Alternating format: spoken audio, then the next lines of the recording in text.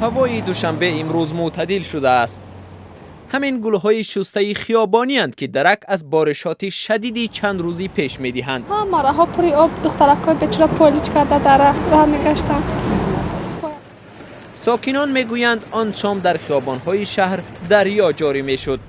دریای از آب و گل که گشت نقلیات را در حدود شهر محدود کرد. سل омада بود، رنگ سل کӯлоб омада بود. ساکنان در شبکه‌های اجتماعی نوشتند که شب در کوچه ماندند و کار نقلیات جمعیتی محدود شد. آب تا حد زیاد شده بود که حتی داخل ماشین ها رو هم پر کرده بود و ماشین ها اصلا نمیتوانستند حرکت کنند و به همین خاطر هیچ اکثر راننده ها قبول نمیکردند، یعنی بله ریسک نمیکردند. الهام جان شریفوف راننده تاکسی است.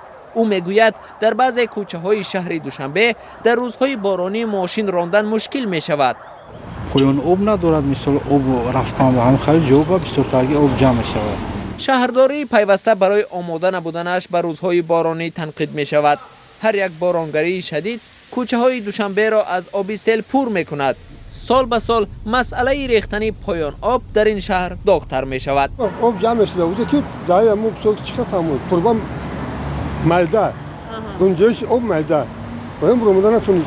مقامات گفتند در روزهای بارانی زیاده از 40 تکنیک را برای برطرف کردن خرابی ها و عامل های آن سفربر کردند.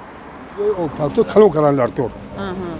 یا تربه کلان موندن در کار یا که بلک‌ها خواب میکنه باشه.